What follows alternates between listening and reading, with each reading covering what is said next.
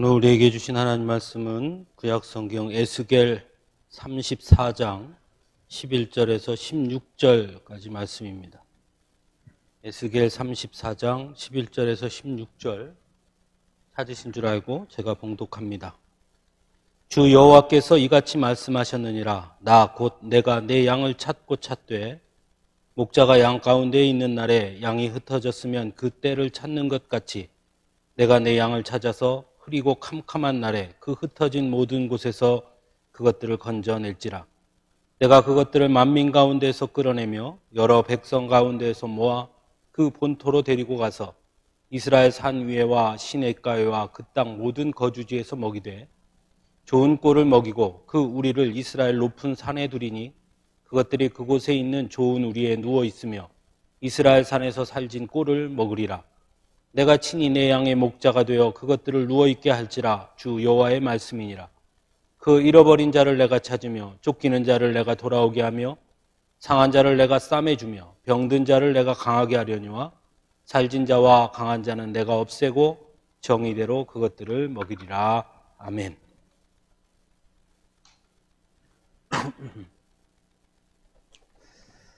요즘도 가끔 뉴스를 통해 접하는 소식 중에 비극적인 소식을 접하는 경우가 있습니다.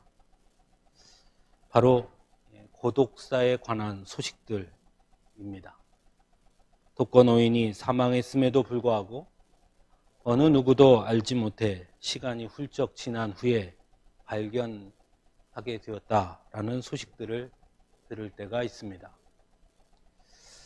함께 더불어 살아가는 이 세상 속에서 그런 뉴스들을 접하게 될 때마다 우리가 얼마나 우리 주변 이웃들에게 무관심하고 있는지를 돌아보게 될 때가 있습니다.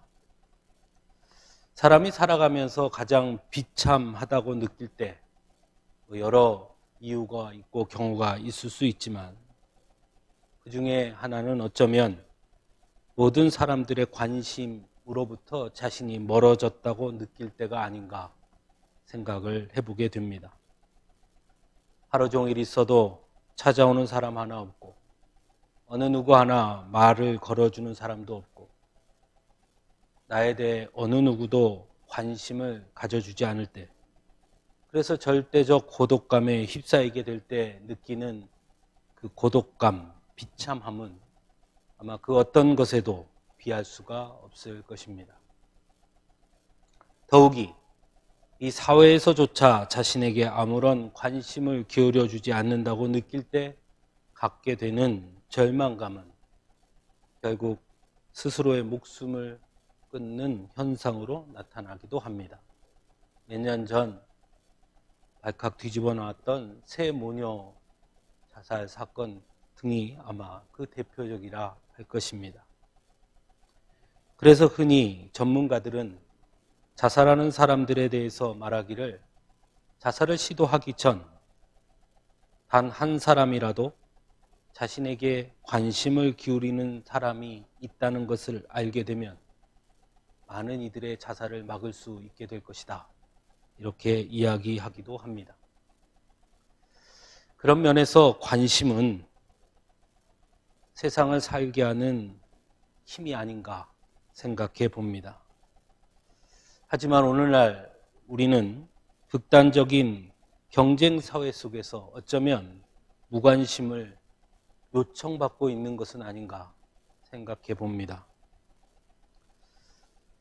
무의식적으로 아이들에게 혹시 여러분 이런 이야기 한 적은 없습니까? 다른 데 신경 쓰지 말고 괜한 것에 신경 쓰지 말고 너는 그저 공부나 하면 돼. 이런 말입니다. 어쩌면 이런 이야기들이 무관심을 우리가 키워내고 있는 것은 아닐까 하는 생각을 해보게 됩니다. 그렇다면 신앙인들, 믿음의 사람들에게 있어 가장 무서운 무관심은 무엇일까요? 아마도 하나님의 무관심일 것입니다. 즉 하나님께서 나에게 관심이 없다고 느낄 때, 그때 그 갖게 되는 절망감은 그 어떤 것보다도 크게 다가올 수밖에 없을 것입니다. 특히나 삶의 어려움을 겪게 되거나 또는 심각한 문제를 만나게 될 때, 그래서 하나님 앞에 엎드려 기도할 때, 하지만 아무런 응답도 없는 것처럼 느낄 때, 그때 갖게 되는 생각, 혹시 하나님은 나에게 무관심하신가 하는 생각을 갖게 되곤 합니다. 성경에 보면 이스라엘 백성들이 하나님께서 자신들에게 무관심하다고 느꼈던 적이 등장합니다. 바로 바벨론 포로기 때입니다. 그들은 바벨론 포로기를 겪으면서 하나님이 자신들을 버렸다고 생각했고 하나님이 자신들에게 무관심하다고 생각했습니다. 포로 생활이 힘들고 어려울수록 그 괴로움은 더욱 커질 수밖에 없었습니다. 하나님께서 무관심하다는 생각은 결국 그들에게 모든 소망으로부터 절망으로 이동하게 만들었고 완전한 절망에 빠질 수밖에 없게 만들었습니다. 그런 이스라엘 백성들에게 주시는 말씀이 바로 오늘 본문의 말씀입니다. 하지만 먼저 우리가 생각해 볼 것은 하나님은 과연 이스라엘 백성들에게 무관심하셨는가 하는 점입니다. 이것은 오늘을 살아가는 우리들에게도 매우 중요합니다. 하나님은 과연 우리에게 무관심하실 때가 있는가 하는 질문이기 때문이죠. 우리가 잘 아는 것처럼 이스라엘은 르호보암 왕 때 북이스라엘과 남유다로 나뉘게 됩니다. 하지만 북이스라엘은 기원전 722년 아수르에 멸망당하게 되고 북이스라엘을 멸망시킬 만큼 강성했던 아수르도 기원전 612년 바벨론에 의해 멸망합니다. 기원전 605년에는 그 당시 그 지역에 언제나 강대국이었던 애굽마저도 바벨론에 의해 멸망당하므로 바벨론은 그 지역의 명실상부한 패권을 장악하는 국가가 됩니다. 이러한 혼란스러운 상황 속에서 남유다 역시 시드기야 왕 때 바벨론에 의해 멸망합니다. 그럼 북이스라엘과 남유다가 멸망한 이유는 무엇일까요? 하나님께서 그들에게 관심을 두지 않았기에 그들이 멸망한 것일까요? 성경은 전혀 다르게 이야기하고 있습니다. 하나님은 끊임없이 하나님의 사람들을, 예언자들을, 선지자들을 보내어 북이스라엘과 남유다의 멸망에 대한 경고를 주십니다. 다만 그 당시 북이스라엘과 남유다의 백성들은 그런 하나님의 경고에 관심이 없었습니다. 즉 하나님의 사람들이 전하는 경고에 그들이 무관심했던 것입니다. 그들은 여전히 자신의 삶을 누리는 데만 관심을 기울였고 오히려 하나님의 말씀을 전하는 자들을 귀찮아했고 외면했으며 더 나아가 탄압하기도 했습니다.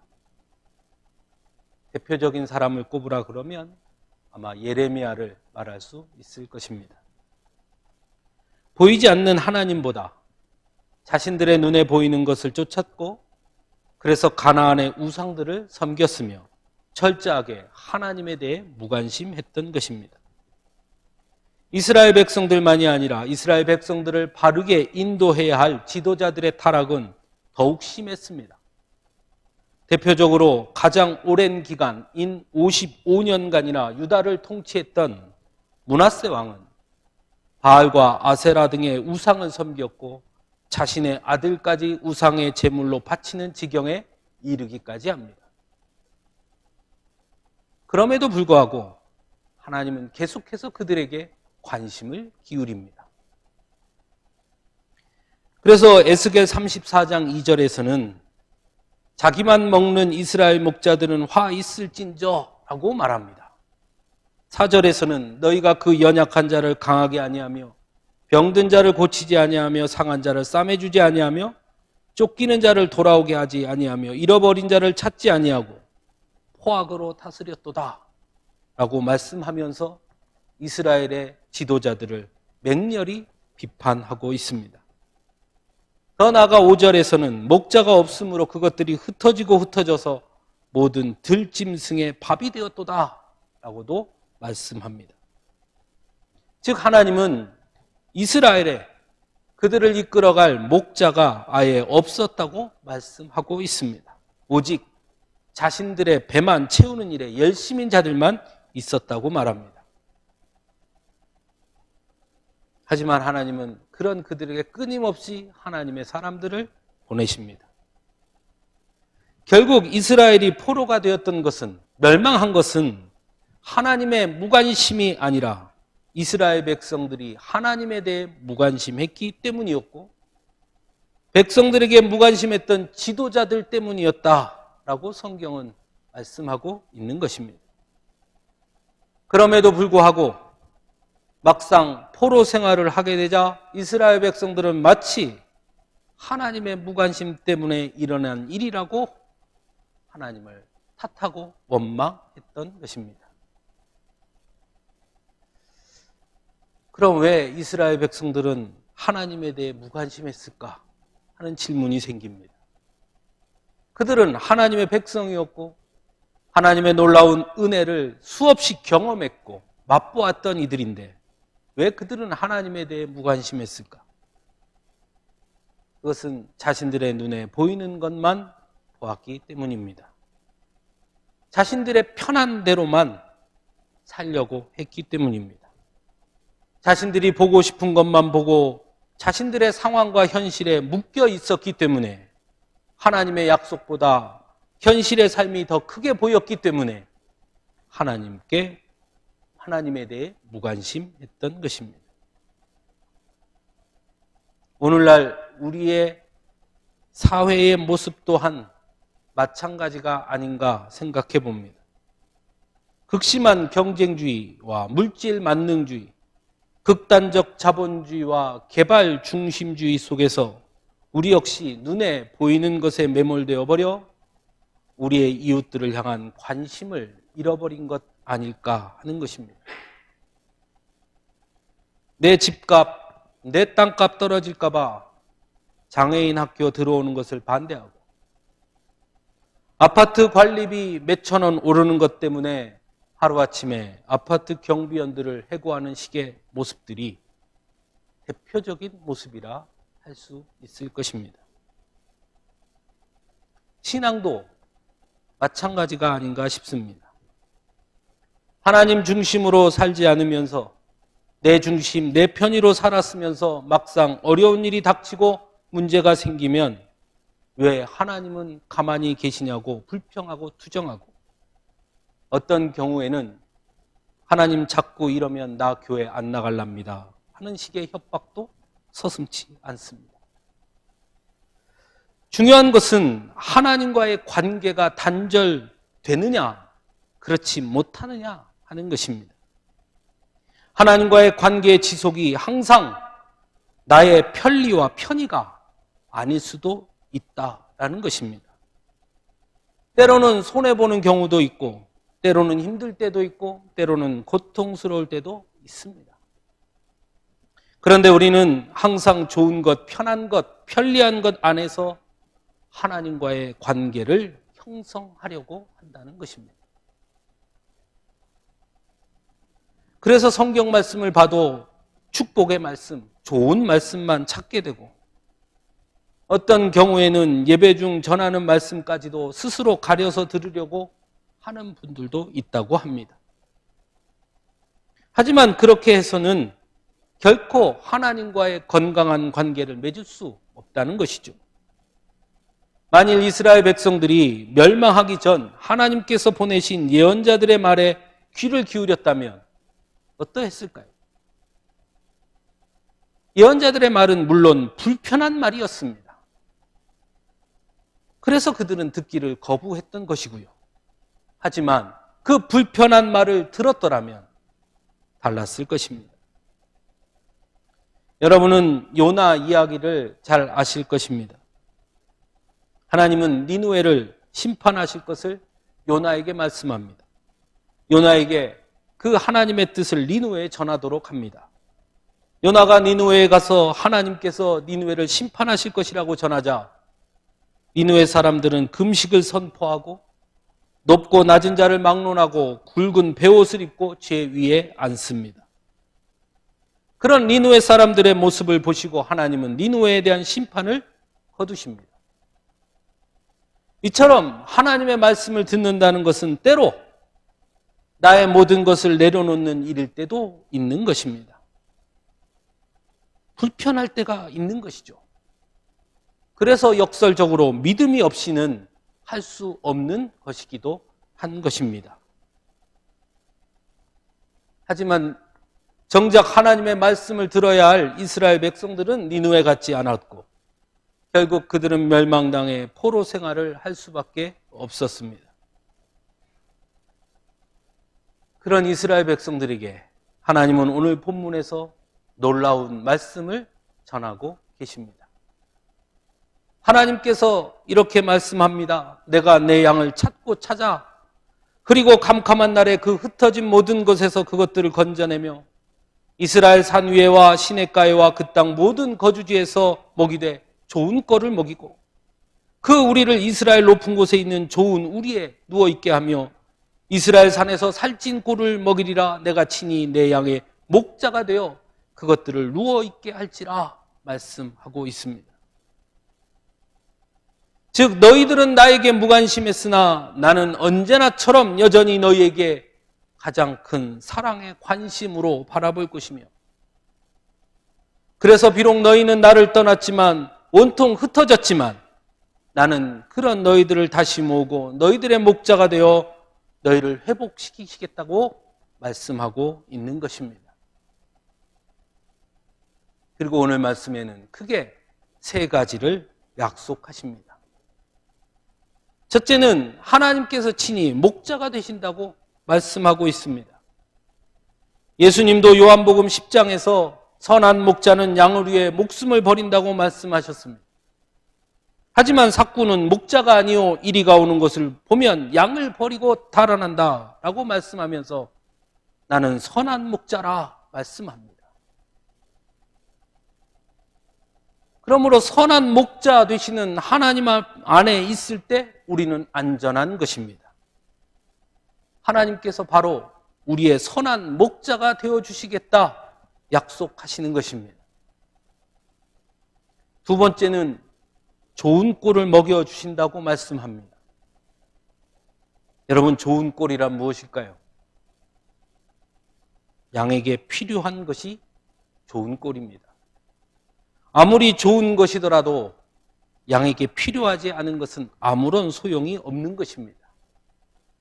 양을 사랑한다고 양에게 최고급 한우 소고기를 가져다 준들 그것이 무슨 소용이 있겠습니까?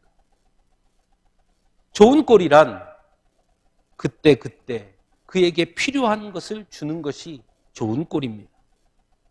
그에게 정말 필요한 것, 그것을 주신다는 것입니다. 하지만 오늘날 많은 사람들은 하나님 앞에 엉뚱한 것을 구합니다. 마치 양이 소고기를 구하듯이 말입니다. 물질의 부유함, 세상의 성공, 삶의 편리함, 편안함을 구합니다. 물론 하나님은 그러한 것들도 주실 수 있습니다. 하지만 중요한 것은 그것이 지금 정말 나에게 필요한가를 보시고 그에 따라 주신다라는 것입니다. 사무엘의 어머니 한나는 그래서 하나님 앞에 이렇게 기도합니다. 여호와는 가난하게도 하시고 부하게도 하시며 낮추기도 하시고 높이기도 하시는도다. 잠언 30장에 등장하는 아굴의 잠언 8절에서 9절 말씀에는 곧 헛된 것과 거짓말을 내게서 멀리하옵시며 나를 가난하게도 마옵시고 부하게도 마옵시고 오직 필요한 양식으로 나를 먹이시옵소서. 혹 내가 배불러서 하나님을 모른다 여호와가 누구냐 할까 하오며 혹 내가 가난하여 도둑질하고 내 하나님의 이름을 욕되게 할까 두려워함이니이다. 하나님은 내게 필요한 것으로 필요한 때에 주시는 분입니다. 왜냐하면 나의 선한 목자이시기 때문입니다. 아무리 좋은 것이 내게 있어도 그것이 나에게 독이 된다면 선한 목자이신 하나님은 우리에게 주지 아니하실 것입니다. 믿음의 자녀에게 가장 필요한 것은 그럼 무엇일까요? 선한 목자이신 하나님께서 우리에게 먹여주시는 좋은 꼴이란 과연 무엇일까요? 말씀 아니겠습니까? 성령 충만함 아니겠습니까? 참 평안과 기쁨 아니겠습니까? 하나님은 지금도 그 꼴을 우리에게 먹여주시고 계십니다. 우리가 목자이신 그 하나님과 함께 할 때 말입니다. 세 번째는 우리가 서야 할 곳, 있어야 할 곳을 가르쳐 주시겠다 말씀합니다. 본문 14절에서 그 우리를 이스라엘 높은 산에 두리니 그것들이 그곳에 있는 좋은 우리에 누워 있으며 라고 말씀합니다.